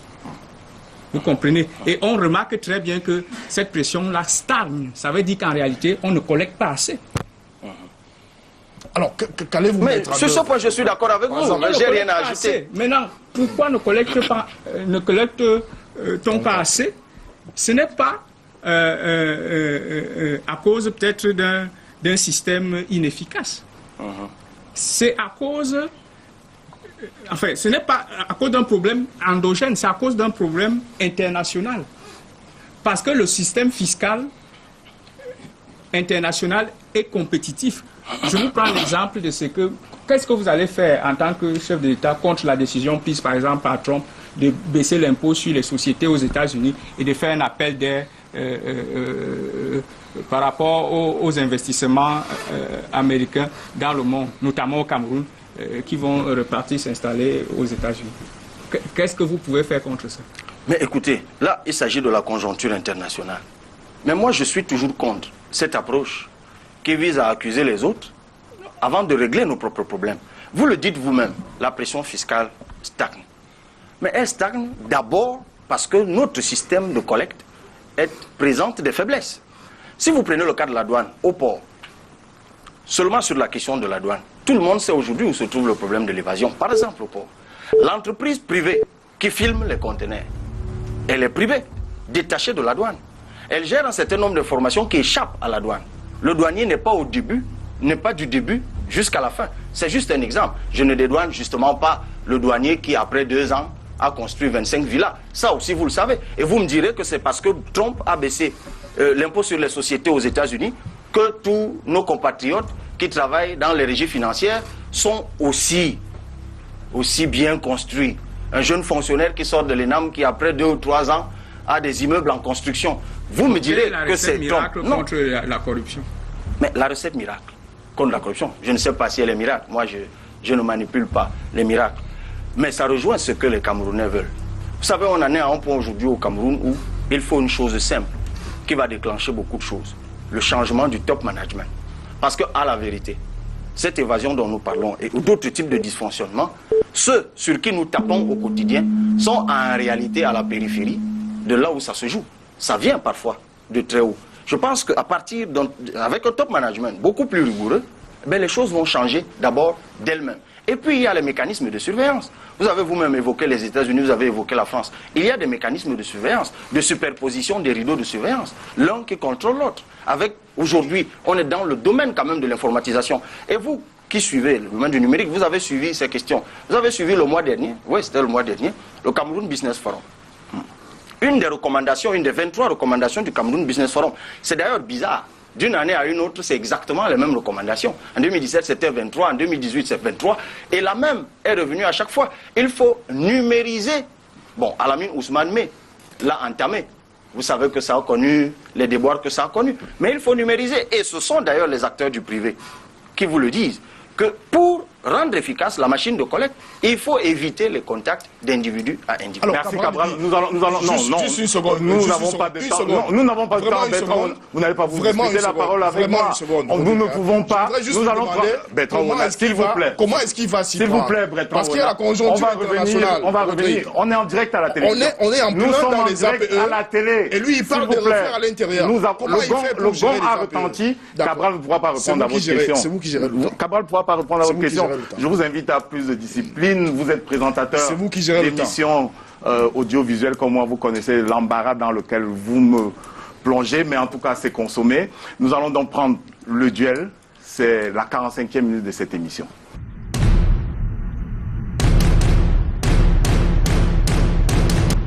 Joya Moussa, bonsoir. Bonsoir, Roger. Et bienvenue, bienvenue dans l'arène. Merci, bonsoir Cabral. Bonsoir, monsieur Joya. On vous a vu prendre des notes pendant que nous discutions du programme de Cabral Libye du mouvement 11 millions de citoyens. Vous avez certainement, en tant que politiste, des choses à redire sur la façon dont nous avons posé des questions et peut-être sur les réponses de l'invité. Vous avez 15 minutes pour cet exercice. Oui, merci Rodrigue, vous m'accordez juste 15 minutes. Donc pour ce peu de temps, j'aimerais qu'on aille tout droit au but et que nous essayons d'éviter autant que possible des circonvolutions. Alors, pour aller très rapidement, Cabral, lors d'une émission de Jean-Bruno Tagne en août, je crois août ou septembre dernier, vous avez déclaré, entre autres choses, que vous étiez à la base du statut de l'étudiant, ou bien parmi les rédacteurs qui ont conduit au statut de l'étudiant. Et entre autres, vous avez revendiqué de l'amitié de Moi Fonjontou et de Linjombo, chose qu'ils ont contestée. Et Linjombo s'est même fendu d'une déclaration qui est parue dans Mutation pour vous régner toute amitié avec lui. Alors moi je vous demande, pour le leader politique que vous êtes demain, est-ce que c'est normal de vous attribuer des travaux que vous n'avez pas faits et des amitiés que vous n'avez pas. Parce que ceci, M. Rodrigue Tongue, est la lettre du recteur Bruno Bekolo du 27 février 2006. Elle est destinée à moi ou à Oui, Cabral? et vous l'allez lui transmettre, qui est la note d'autorisation des activités. J'étais président du comité de rédaction du projet de la charte des droits et devoirs de l'étudiant. C'était le seul comité pilote qui a été institué à l'université après ces fax du ministre de l'Enseignement supérieur que vous devez lui transmettre. C'était le professeur Conchou qui était PCA. Et il y a eu un seul comité de droits et qui a produit, qui a été validé d'abord par le conseil d'administration du 1er décembre 2005 et voici le seul projet de charte de droits et devoirs de l'étudiant qui a été fait au Cameroun. Sous ma présidence, Joya Moussa, c'est comme vous pouvez le constater, 149 articles pour 11 titres. Vous pouvez lui donner. Nulle part, jamais, au Cameroun, il y a eu un autre comité pour rédiger une charte des droits et devoirs de l'étudiant au Cameroun. Alors j'aimerais que Cabral nous dise où, avec qui et comment il a rédigé un projet de statut de l'étudiant. Vous avez achevé? Oui. Ok. Je vais... C'est vrai que c'est un travail fastidieux, Rodrigue. C'est une lourde paperasse. Nous sommes au service du public. C'est une lourde paperasse. Allons-y rapidement, hein. Nous avons juste 15 minutes. Où, avec qui et quand avez-vous rédigé un projet de statut des droits et devoirs de l'étudiant? Ok. J'ai vu la date qui figure sur la correspondance du recteur Bekolo. C'est 2006. Savez-vous en quelle année? S'il vous plaît, quand, comment et avec qui avez-vous rédigé? S'il vous plaît, j'ai 15 minutes. Oui, on comprend. Oui, qu'il aille, qu'il dise que j'ai fait tel jour avec telle personne. Il y a des millions de téléspectateurs qui nous regardent et qui sont avertis. Et j'ai 15 minutes juste. Qui sont avertis, si Cabral veut se dérober, les gens le constateraient. Donc, permettons-lui de répondre. Parce que j'ai d'autres questions là. En 2005, le recteur Tabi Manga Jean, dont un an avant la lettre du professeur Bruno Bekolo Ebe, lance à l'université de Yaoundé 2 le concept de l'étudiant citoyen. Je suis donc à cette date coordonnateur des étudiants de l'université de Yaoundé 2. Et à ce titre, il me charge de lui produire une mouture de la charte des droits et devoirs de l'étudiant, parce qu'il avait lancé le concept de l'étudiant citoyen. Vous avez cette mouture là? Étudiant, mais bien sûr. D'accord, vous allez la produire plus tard parce qu'on doit évoluer. Mais c'est un peu compliqué avec vous. C'est un peu compliqué avec vous. On avance, on avance. Je parle de 2005. Vous prévalez des échanges de correspondance avec votre recteur à Douala. Permettez-moi de... On a commencé en 2005. Et voilà la correspondance du ministre qu'il aurait pu lire. Il y a eu un seul comité pilote dans toutes les universités camerounaises qui a été institué par le ministre de l'Enseignement supérieur. Je parle sous le contrôle. Jean-Paul Mbia, qui est le CELCOM du ministre, vit encore. Le ministre Famen Ndongo existe encore. Voilà le fax du ministre Famen Ndongo. Les histoires internes à l'université de Yaoundé-Soa, je mets à défi Cabral demain de nous produire une correspondance, une note officielle du recteur Tabi Manga et la mouture de la charte qu'il aura produite. Parce que si on commence dans les racontages, on ne va pas terminer. On a 15 minutes, on évolue. Alors, si vous permettez quand même, parce que quand vous pouvez noter simplement les questions pour lesquelles Joya Moussa ne souhaite pas de réponse. Vous aurez noté que vous allez répondre juste après. D'un document signé un an après ce dont je me suis prévalu. Non, c'est 2005. Le document du ministre, c'est 2005. C'est septembre 2005. C'est ce que j'allais donc vous expliquer. En réalité, ce qui déclenche le document que vous recevez à Douala, c'est le travail que nous avons abattu à l'université de Yaoundé. Vous aviez déjà un peu mouture. Parce que vous le savez très bien. La plupart des réformes qui ont été faites en 2005 ont commencé par l'université de Yaoundé 2. Vous avez déjà un mouture. Seul le recteur Tabi Manga avait lancé le concept. Vous aviez déjà un mouture. Vous avez un document. Je vous mets au défi de le produire un jour. Deuxième question. Quel est le rôle que vous avez joué exactement dans la grève de 2005? Pendant la grève de 2005? Ben écoutez, j'étais leader du comité de droit, du comité de défense, Mais je défendais les intérêts... Mais c'est compliqué. Je défendais les intérêts des étudiants de l'Université de Yaoundé 2 en 2005. D'accord. Dans le comité de défense des intérêts des étudiants de Yaoundé. Vous êtes recruté quand? En 2009, à l'université. Avec Richard Macon? Non. Ils sont recrutés quand? Eux, ils sont recrutés, vous allez leur demander. Depuis l'opinion, vous veut bien savoir qui est Richard Macon. Oui, d'accord. Vous êtes bien informé, moi je vous réponds. On avance. Il y a une fois, parce qu'il faut sortir, j'ai plusieurs parties. Il y a une fois, vous avez déclaré que vous avez 2 licences en droit. C'est vrai? Ben oui.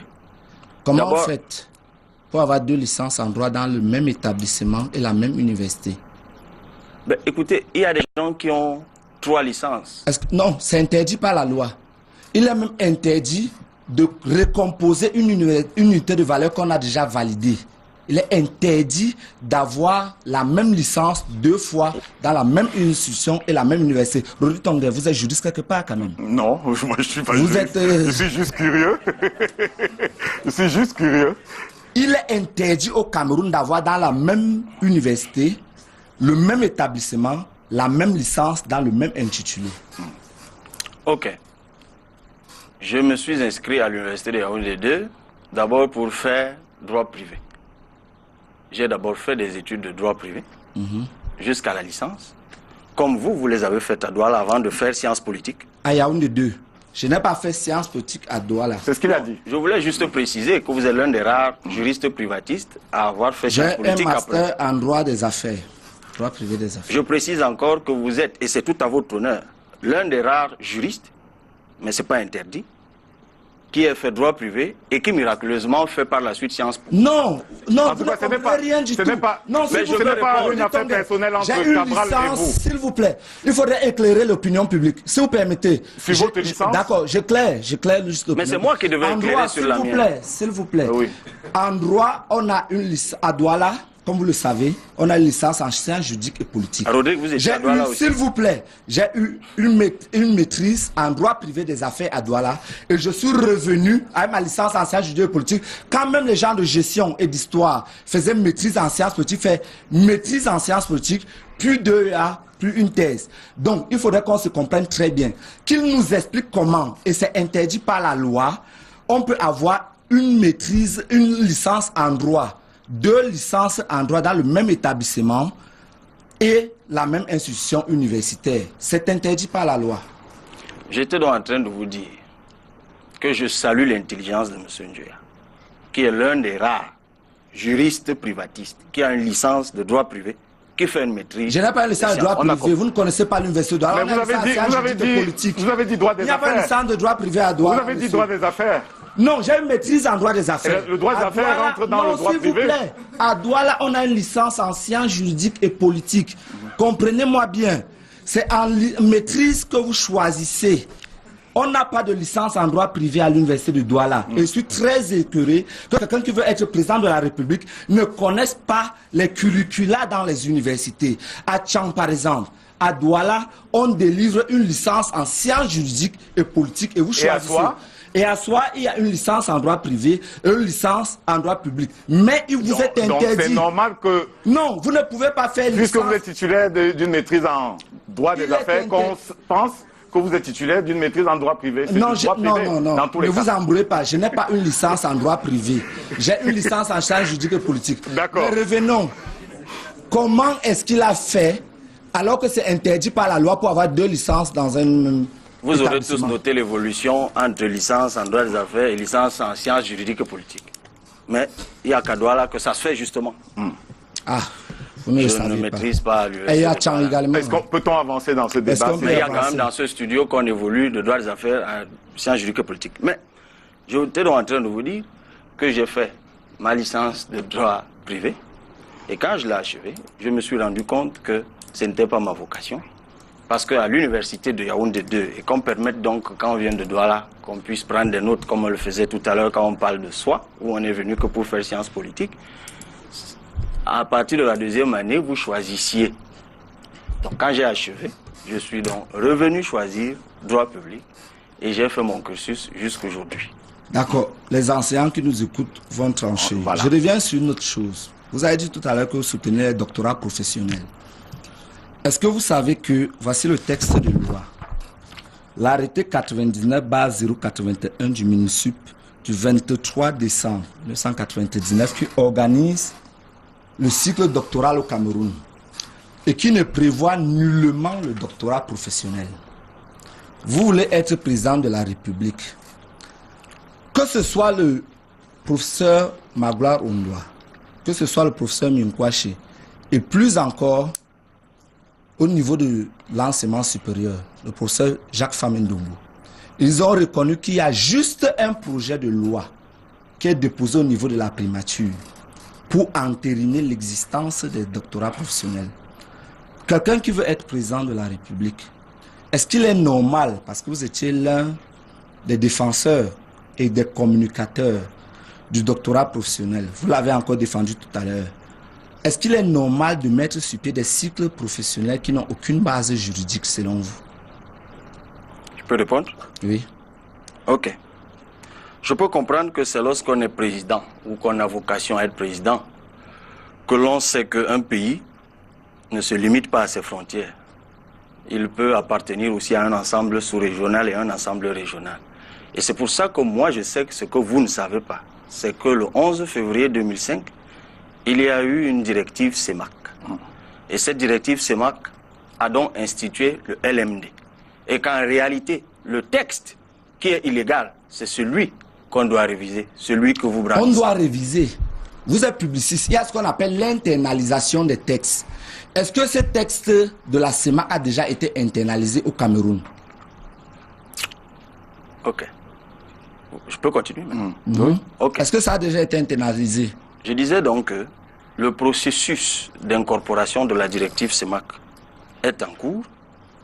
Donc il n'y a pas de base juridique. Et que ce n'est pas parce qu'un texte ne prévoit pas une chose qu'il interdit la chose. Cool. Qu'il interdit la chose. Le texte que vous venez de brandir, oui. Et j'ai eu la chance de le lire à maintes reprises, c'est pour ça que je vous le renvoie, et que si vous lisez la note de présentation du doctorat professionnel, ce texte est cité, mais vous n'êtes pas allé jusque-là.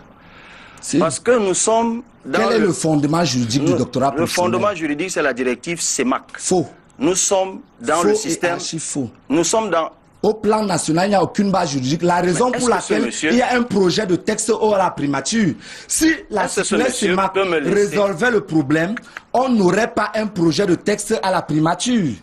C'est clair, ça apparaît. Oui, c'est clair. Oui, mais, sinon, on n'aurait pas un projet de texte. La directive existe et c'est une... La directive existe. C'est une norme juridique. Non, s'il vous plaît, la directive est-elle une norme juridique? Rodrigue Tonguet, il faut une mesure d'internalisation. Tout à fait, on est d'accord. La preuve pour laquelle il y a un texte à la primature qui n'a pas encore été signé. Tant que ce texte n'en est pas signé, le doctorat professionnel n'a aucune base légale. Je sais pas en tout cas, peut-être pour l'opinion, pour le public vraiment. Je suis obligé d'intervenir.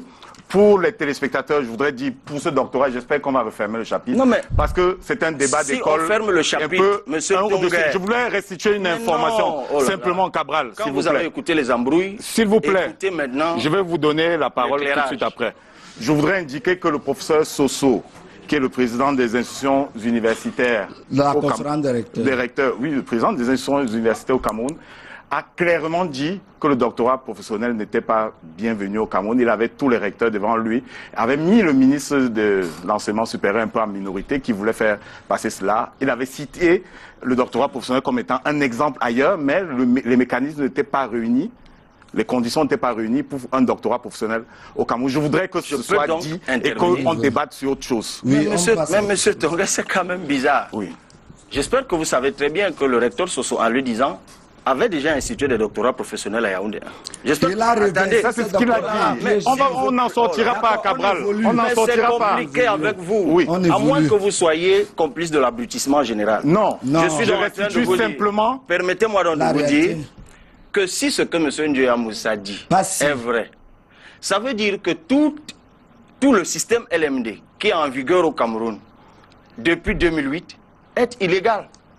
Ça veut dire que toutes les licences professionnelles tous les masters professionnels. Parce que c'est sur le fondement de la directive CEMAC que toutes les universités se sont mises à jour. Et pourquoi sur il y a le un test à la LMD. primature? Et le LMD, c'est licence, master. Mais c'est pas On n'en possible. sortira Le pas. LMD, On c'est vous invite à nous licence, sortir de master, s'il vous plaît. doctorat. Nous avons le Sur candidat. le fondement de la directive CEMAC, on a lancé les licences. Sur le fondement de la directive CEMAC, on a lancé les masters. Sur le fondement de la directive CEMAC, il est logique de lancer le doctorat. D'accord, on évolue. Bon, vous déclarez être le candidat des jeunes. Et l'un de vos mérites, c'est d'être jeune et vous présentez d'abord comme ou bien on vous présente comme le Macron camerounais.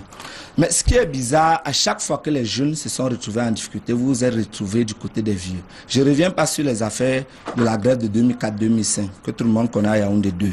Mais en 2014, les leaders de la DEC, Tchale Barthélemy et Batoum, sont arrêtés parce que le professeur Maurice Aurélien Soso, dont on parlait tout à l'heure, institue une somme spéciale de 5 000 francs pour la carte d'étudiant. Ces leaders de la DEC s'opposent. Ils sont arrêtés, enfermés, suspendus. L'un à l'école normale supérieure et l'autre à l'école nationale polytechnique de Yaoundé. Sur les antennes d'Amplitude FM, avec certains de vos amis, vous avez soutenu et dit que le recteur avait raison de les faire arrêter, enfermer et de les suspendre au nom de la police administrative. Deuxième fois, David Eboutou et Patrick Sapak sont arrêtés pour leurs histoires dans une chaîne concurrente ici. Et vous passez sur ces chaînes-là, alors que vous étiez consultant également sur ces chaînes comme eux, vous soutenez qu'on avait raison de les arrêter et qu'ils étaient coupables, vous faisiez confiance à la justice. Plus tard, ils sont déclarés non coupables pour les faits de falsification en écriture privée et tentative de chantage, escroquerie et bien d'autres. On a dû, pour les condamner, invoquer comme cela chantage par voie de... On ne va pas juger la justice. Bref, on ne juge pas la justice. Je vais juste remarquer qu'à chaque fois, que ce soit pour Patrick Sapak et David Eboutou, ou pour Tchale Barthélemy et Batoum Thierry, chaque fois, Cabral Libi s'est rangé du côté des aînés qui étaient les bourreaux de ces jeunes-là, qui étaient plus tard réhabilités. Vous pensez que vous êtes le candidat des jeunes avec ce genre de comportement? Je peux répondre? Je préfère m'adresser à vous maintenant. Dans mon quartier, on dit souvent à certaines personnes, il faut manger avant de boire. Et c'est ce conseil que j'ai envie de donner à M. Ndiaye Moussa. Jamais, sur une radio, je n'ai parlé de l'affaire. Les gens ont vu nos échanges Facebook. Hein? Ah, maintenant, ce n'est plus radio, c'est Facebook. Oui, les gens ont vu nos échanges Facebook. Il faut manger avant de boire. S'il vous plaît, les gens ont vu nos échanges Facebook. Permettons à Cabral de répondre. Je n'ai jamais parlé de cette affaire sur aucune radio. En revanche, j'ai soutenu la position prise sur une radio par M. Richard Macon. La position de Richard Macon, c'était celle-ci. Le recteur d'université exerce la police administrative dans l'université dont il a la charge. Et sur le fondement de ce droit que lui confèrent les textes de l'université, et je suis heureux que celui qui vient d'en faire l'apologie est maintenant celui qui est en train de les remettre en cause, en tout cas leur application en cause. C'est pour ça que je dis aux gens de boire ou de manger avant de boire. C'est ce que j'ai dit, que le recteur avait le droit d'exercer la police administrative. Une fois que tu as fait cette observation juridique, tu ne légitimes pas l'arrestation, puisque derrière, j'ai bien dit que les revendications de ces étudiants devaient être prises en compte. Vous ne l'avez jamais dit. Ça, c'est d'un. Vous ne l'avez jamais dit. De deux. Est-ce qu'on peut... Maintenant, sur l'affaire Sapak, il répond. Oui. Mais sur l'affaire Sapak, une fois encore, ceux qui nous regardent sont témoins. Toutes les émissions que j'ai faites sur la chaîne Vision 4 sont sur YouTube. Il ne me souvient pas, et moi je suis généralement lucide, qu'une seule fois on ait abordé cette question sur une des émissions à laquelle j'ai participé. Ah bon? À moins de me constituer responsable de ce que les gens disent. Oui. En mon absence. Non, on ne peut pas terminer en une minute. Moi je vais rapidement continuer. Vous avez déclaré que vous êtes candidat pour 11 millions. Vous voulez être président de la République. Vous êtes juriste comme moi. Et si vous êtes candidat à la présidentielle, est-ce que vous savez que vous serez le chef des armées? Par exemple, Quelle est la doctrine applicable actuellement dans les armées que vous voulez réformer? D'abord, je ne vous ai jamais dit que je réformais des doctrines. Quelle est la doctrine? Je ne savais même pas que l'armée camerounaise je vais vous renseigner. Était sous l'emprise. La doctrine de l'armée camerounaise, c'est la doctrine de défense ferme aux frontières qui nous amène aujourd'hui et qui nous rend incapables du droit de poursuite, comme on l'a vécu avec Boko Haram, par exemple. Le Nigeria a voulu le droit c'est ce qu'on appelle la doctrine ferme aux frontières. Je suppose que vous ne la connaissez pas. Passons, évoluons. Quelle est la doctrine en matière d'éducation, par exemple, que vous semblez connaître, que vous voulez réformer? D'abord, les questions de droit de poursuite ressortissent du champ du droit international dont je me provoque quelques petites expertises. Et ça n'a rien à voir avec l'armée. Rien à voir. Parce que le droit de poursuite extraterritorial. Le droit de poursuite ne profite pas qu'à l'armée. À la police aussi. Ça peut profiter aussi à la police. Il faut qu'on se comprenne. Tout à fait. Et d'ailleurs, en la matière, c'est plus la police que l'armée. J'espère que vous en saisissez bien la nuance. Monsieur Rudi Tongue, il faut qu'on se comprenne. Les profs définissent le droit de poursuite à notre petit niveau comme le droit de faire la police sur le territoire. En 1994, les militaires nous suivent. Les gens se prévalent de ce qu'ils ne font pas. Les militaires nous suivent. En 1994, dans le cadre de la guerre contre Bakassi, nous avons développé et déposé au niveau des Nations Unies un concept de défense nationale qui remplaçait celui de la défense populaire, qui est celui de la défense ferme aux frontières. Ça veut dire que le Cameroun s'interdit, sauf sous l'égide des Nations Unies, d'intervenir au-delà de ses frontières. C'est déposé aux Nations Unies. Monsieur l'internationaliste très lucide. Le Cameroun a même formulé la demande auprès le Nigeria a formulé la demande auprès du Cameroun sans avoir de succès. D'accord. Et le Cameroun s'est interdit de cela. Oui, tout à fait. C'est très lucide. Alors, évoluons. Au niveau de l'éducation, la doctrine, c'est celui de la démocratisation. C'est pour ça que quand vous lisez, que ce soit la loi d'orientation de l'éducation nationale, que ce soit la loi d'orientation de l'enseignement supérieur, on dit l'État garantit l'accès de l'éducation à tous. Vous comprenez un peu. Et c'est ça qui cause la massification. Monsieur le candidat ne le connaît pas. Non. Au niveau de l'économie, je voudrais qu'il nous explique rapidement votre programme au niveau de l'économie. Actuellement, je suppose, on fait les constats. C'est facile de dire que Douala n'a pas de route et on n'a pas de route. Est-ce que vous pouvez nous donner le trépied de l'économie camerounaise? Quels sont les 3 principes sur lesquels repose actuellement l'économie camerounaise et que vous voudrez critiquer? D'abord, je ne vous ai jamais dit que je critiquais les principes sur lesquels repose... On sortira par là pour le duel. Repose l'économie camerounaise, dont ne me demandez pas de répondre à une chose que je n'ai pas dite. En revanche, sur l'éducation, je voudrais quand même rappeler qu'il n'y a pas un seul État au monde qui ne promeut pas l'éducation. Donc, si c'est une particularité de la doctrine camerounaise... Non, la démocratisation, il y a des États qui limitent l'éducation à un certain niveau par rapport à certains cas. Je veux juste dire, sur le plan de l'économie, le trépied de l'économie camerounaise, c'est quoi? Et vous voulez changer ça comment? On en sort. On sort par là, vraiment. Je ne vous ai jamais dit que je changeais les principes de l'économie. D'accord. Ne me demandez pas de dire comment je vais faire une chose que je n'ai pas l'intention de faire. On va nous retirer l'antenne, on va poursuivre l'échange certainement sur notre page Facebook.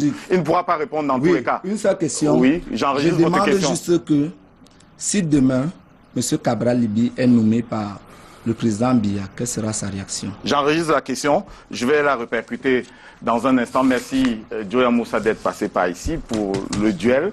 Malheureusement, nous allons devoir mettre un terme à l'émission parce que le temps s'en est allé sans qu'on s'en rende. Le temps s'en est allé alors qu'on ne s'en est pas rendu compte. Nous allons prendre simplement la synthèse et clôturer l'émission.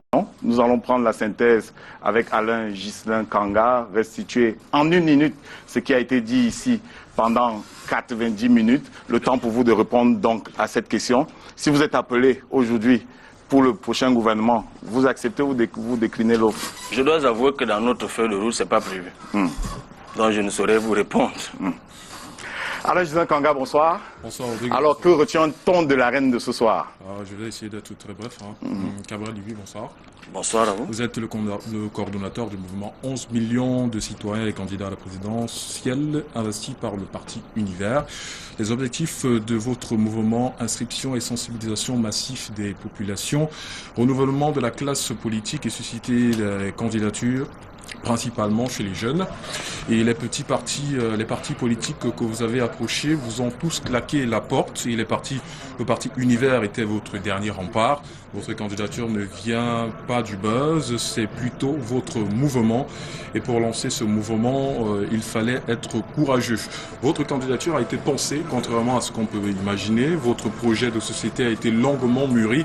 Lorsqu'il est présenté, lorsque vous présentez votre offre politique, il faut une réflexion profonde et votre projet sera publié le mois prochain. Ce n'est pas votre éloquence ou votre sagacité qui plaît aux gens, c'est peut-être la charge de vos idées. L'humain, c'est la plus-value de votre offre politique. Vous associez les Camerounais à la construction du pays. Pour vous, il faut que la Constitution réponde aux problèmes des Camerounais, c'est la raison pour laquelle la commune est placée au cœur de l'action publique. Le Parlement, pour vous, doit être plus fort. Le Conseil consultatif des anciens est l'organe que vous voulez mettre en place, à la place bien sûr du Sénat. Et pour vous, les chefs traditionnels seront partie prenante et ils seront uniquement garants des lois. Et vos propositions émanent des Camerounais et surtout des vrais Camerounais. Vous voulez des citoyens qui savent faire quelque chose. Là, on est sur l'orientation que vous voulez donner à l'éducation et sur le financement. Les recettes collectées profitent à certaines personnes. Le système fiscal doit être redistribué. Vous voulez mettre un terme à l'évasion fiscale. La pression fiscale stagne parce qu'elle présente de nombreuses faiblesses. Pour vous, la recette miracle pour lutter contre la corruption est le changement du top management. Malheureusement, je ne peux pas revenir sur les préférences puisqu'on n'a pas de temps. Merci Alain Gisèle Kanga, Cabral Libye. Merci. Écoutez, je sais aller très vite parce que je voulais évoquer la question de la Chambre de commerce et d'industrie dont nous ferons un levier, la Chambre de commerce, les reconfigurations. Il y aura des plateaux aménagés pour cela sur Canal 2. On suivra avec Bertrand. Et Aboudi autour dans les prochaines éditions. Merci Cabral, merci Aboudi, merci à Bertrand, merci à Alain Gisèle Kanga. C'est une chose qui me tient vraiment à cœur. J'ai vécu, vous savez, j'ai rencontré beaucoup de Camerounais. Et il y a une situation sérieuse. Les mototaximens, ils ne savent pas